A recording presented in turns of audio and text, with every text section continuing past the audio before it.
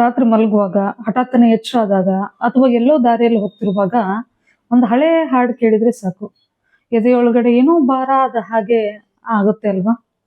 ನಾವು ಅವರನ್ನ ಮರಿಬೇಕು, ಲೈಫಲ್ಲಿ ಏನಾದ್ರೂ ಸಾಧಿಸ್ಬೇಕು ಅಂತ ಎಷ್ಟೇ ಅನ್ಕೊಂಡ್ರು ಕೂಡ ಅವ್ರ ನೆನಪುಗಳೇ ಪದೇ ಪದೇ ನಿಮ್ಮನ್ನ ಹಿಂದಕ್ಕೆ ಎಳಿತಾ ಇದೆಯಾ? ಎಲ್ರು ಎಷ್ಟು ಬೇಗ ಮೂವ್ ಆನ್ ಆಗ್ಬಿಡ್ತಾರೆ, ಲೈಫಲ್ಲಿ ಸೆಟಲ್ ಮಾಡ್ಕೊಳ್ತಾರೆ. ನನಗೆ ಯಾಕೆ ಆಗ್ತಿಲ್ಲ, ನಾನು ವೀಕ್ ಆಗಿದ್ದೀನಾ ಅನ್ನೋ ಪ್ರಶ್ನೆ ನಿಮ್ಗೆ ಕಾಡ್ತಿದೆಯಾ? ಹಾಗಾದ್ರೆ ಈ ವಿಡಿಯೋ ನಿಮ್ಗಾಗಿ. ಇವತ್ತು ಪ್ರೀತಿ ಹಾಗೇನೆ ನೋವು, ಅದರಿಂದ ಹೊರಬಂದು ಜೀವನದಲ್ಲಿ ಗೆಲ್ಲೋದು ಹೇಗೆ ಅನ್ನೋದ್ರ ಬಗ್ಗೆ ಪ್ರಾಕ್ಟಿಕಲ್ ಆಗಿ ಮಾತಾಡೋಣ ಬನ್ನಿ.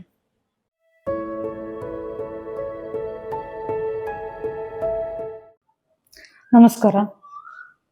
ಜೀವನದಲ್ಲಿ ಪ್ರೀತಿ ಎಷ್ಟು ಸಹಜವೋ, ಪ್ರೀತಿಯಲ್ಲಿ ಸಿಗೋ ನೋವು ಕೂಡ ಅಷ್ಟೇ ಸತ್ಯ.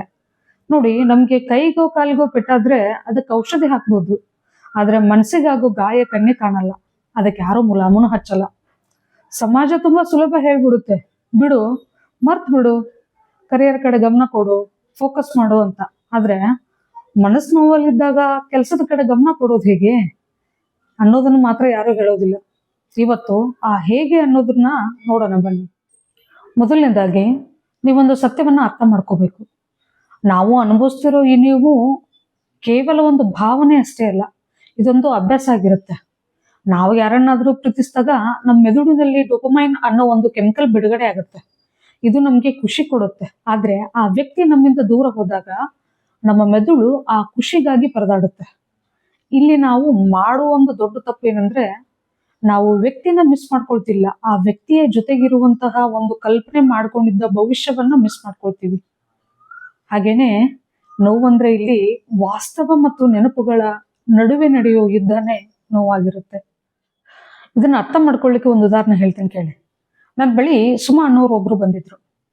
5 ವರ್ಷದ ರಿಲೇಶನ್ಶಿಪ್ ಬ್ರೇಕಪ್ ಆಗಿತ್ತು. ಅವ್ರು ಎಷ್ಟರ ಮಟ್ಟಿಗೆ ಕುಗ್ಗಿ ಹೋಗಿದ್ರು ಅಂದ್ರೆ, ಕೆಲ್ಸಕ್ಕೆ ರಜೆ ಹಾಕಿ ದಿನವಿಡೀ ಹಳೆ ಚಾಟ್ಸ್ ಓದುತ್ತಾ ಅಳೋದೇ ಅವ್ರ ಕೆಲಸ ಆಗ್ಬಿಟ್ಟಿತ್ತು. ಕರಿಯರ್ ಹಳೆ ಆಗ್ತಾ ಇತ್ತು, ಆರೋಗ್ಯ ಕೆಡ್ತಾ ಇತ್ತು. ಸುಮಾ ಮಾಡ್ತಿರೋ ದೊಡ್ಡ ತಪ್ಪು ಏನ್ ಗೊತ್ತಾ? ಅವರು ಒಂದು ಬಾಗಿಲ ಹಾಕಿರೋ ಮನೆ ಮುಂದೆ ನಿಂತು ಓಪನ್ ಆಗುತ್ತಾ ಅಂತ ಕಾಯ್ತಾ ಇದ್ರು.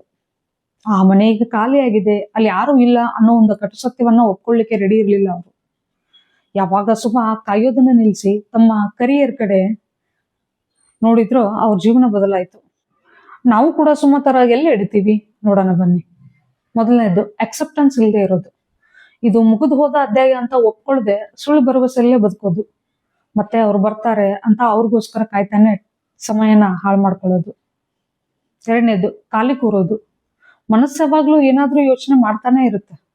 ನೀವು ಅದಕ್ಕೆ ಕೆಲಸ ಕೊಡದೇ ಇದ್ರೆ ಅದು ಹಳೆ ನೋವನ್ನ ಕೆದಕುತ್ತೆ.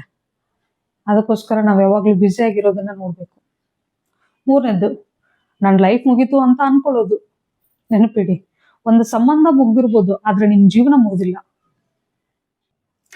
ಮಹಾಭಾರತದ ಶ್ರೀಕೃಷ್ಣನ ಒಮ್ಮೆ ನೋಡಿ. ಕೃಷ್ಣ ಬೃಂದಾವನದಲ್ಲಿ ರಾಧೆಯನ್ನು, ಗೋಪಿಕೆಯರನ್ನು, ತನ್ನ ಪ್ರೀತಿಯ ಕೊಳಲನ್ನು ಎಷ್ಟರ ಮಟ್ಟಿಗೆ ಪ್ರೀತಿಸುತ್ತಿದ್ದ ಅಂತ ನಮ್ಗೆಲ್ಲ ಗೊತ್ತು.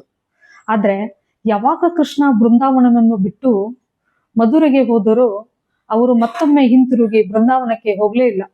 ಅಷ್ಟೇ ಅಲ್ಲ, ತಮಗೆ ಪ್ರಾಣಕ್ಕಿಂತ ಹೆಚ್ಚಾಗಿದ್ದ ಆ ಕೊಳಲನ್ನು ಕೂಡ ರಾಧೆಗೆ ಕೊಟ್ಟು ಹೋದ್ರು. ಮಧುರೆಗೆ ಹೋದ ಮೇಲೆ ಕೃಷ್ಣ ಮತ್ತೆ ಕೈಯಲ್ಲಿ ಕೊಳಲನ್ನ ಹಿಡಿಲೇ ಇಲ್ಲ. ಅವ್ರು ಹಿಡಿದಿದ್ದು ಸುದರ್ಶನ ಚಕ್ರ. ಯಾಕೆ ಗೊತ್ತಾ? ಏಕೆಂದ್ರೆ ಕೃಷ್ಣನಿಗೆ ಗೊತ್ತಿತ್ತು ಬೃಂದಾವನದ ಅಧ್ಯಾಯ ಮುಗಿದಿದೆ ಎಂದು. ಅವರ ಮುಂದೆ ಧರ್ಮ ಸ್ಥಾಪನೆ ಅನ್ನೋ ಒಂದು ದೊಡ್ಡ ಗುರಿ ಇತ್ತು. ಅವರು ಅಳುತ್ತಾ ಕೂರ್ಲಿಲ್ಲ, ಹಳೆಯ ನೆನಪುಗಳಲ್ಲಿ ಕಾಲ ಕಳೆನೂ ಇಲ್ಲ. ಅವರು ತಮ್ಮ ಸಂಪೂರ್ಣ ಗಮನವನ್ನ ತಮ್ಮ ಕರ್ಮದ ಮೇಲೆ ಇಟ್ರು. ಅದಕ್ಕೆ ಅವರು ದ್ವಾರಕಾಧೀಶ ಆದ್ರು, ಹಾಗೇನೆ ಜಗತ್ತಿನ ಗುರುನೂ ಆದ್ರು. ನಮ್ಗೆ ಕೃಷ್ಣ ಹೇಳೋದಿದೆ, ನಡೆಯುವ ದಾರಿ ಮುಗ್ದಾಗ ನಿಲ್ಬೇಡಿ, ಮುಂದಿನ ಗುರಿ ಕಡೆಗೆ ನಡೆಯುತ್ತಲೇ ಇರಿ, ಎಲ್ಲದನ್ನೂ ತಾನೇ ಸರಿ ಹೋಗುತ್ತೆ ಅಂತ. ಸರಿ, ಹಾಗಾದ್ರೆ ಏನ್ ಮಾಡೋದು ನೋಡೋಣ ಒಂದೊಂದಾಗಿ. ಮೊದಲನೇದ್ದು, ನೆನಪುಗಳು ಬರುವಂತ ದಾರಿಗಳನ್ನ ಮುಚ್ಚಿ. ಅಂದ್ರೆ ಫೋಟೋಸು ಅಥವಾ ಚಾರ್ಟ್ಗಳು ಏನಾದ್ರೂ ಇದ್ರೆ ಡಿಲೀಟ್ ಮಾಡ್ಕೊಳ್ಳಿ. ಮತ್ತೆ ಏನೇ ಕನೆಕ್ಟ್ ಆಗಿರುವಂತಹ ವೇಸ್ಗಳಿದ್ರು ಕೂಡ ಅದನ್ನೆಲ್ಲ ಬ್ಲಾಕ್ ಮಾಡ್ಕೊಳ್ಳಿ.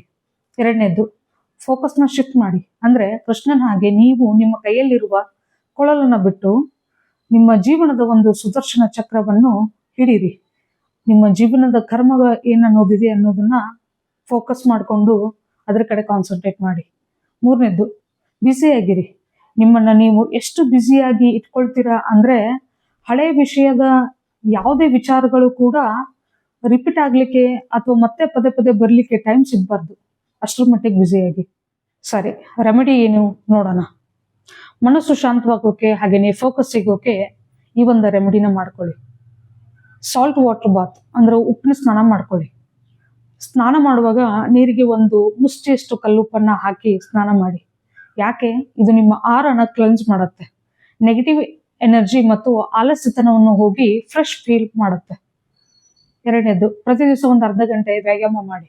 ಶರೀರ ಬೆವರ್ದಾಗ ಮನಸ್ಸು ಭಾರ ಕಡಿಮೆ ಆಗುತ್ತೆ. ಇದು ಸೈಂಟಿಫಿಕ್ ಆಗಿ ಪ್ರೂವ್ ಆಗಿದೆ.